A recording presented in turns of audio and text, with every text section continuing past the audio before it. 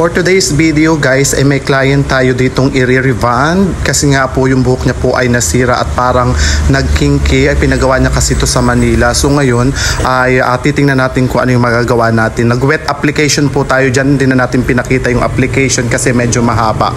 At nandito nga po tayo sa DJ Box Salon. Titingnan natin kung ano yung magagawa natin dun sa buhok na nasira.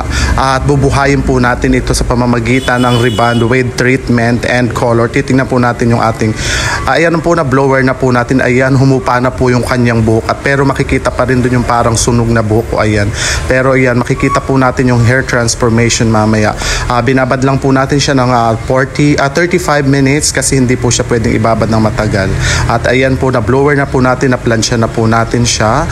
At makikita po natin yung tunay na result sa ginawa natin ngayon. Ayan, ang ganda, ang shiny, buhay na po siya. Kasi po may mga nilagay tayong treatment para mabuhay ang kanyang hair at bumalik sa dati. At syempre, napakaganda ng ating ginawa.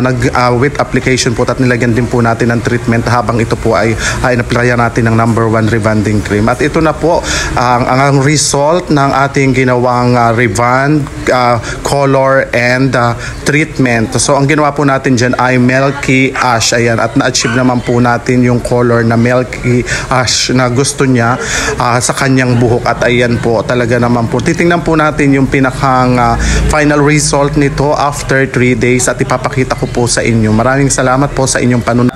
Maraming salamat po sa ating client na nagtiwala dito sa DJ Box Salon. God bless us all and thank you so much po sa inyong panunood at sana po ay nagandahan kayo sa ginawa natin for today's video.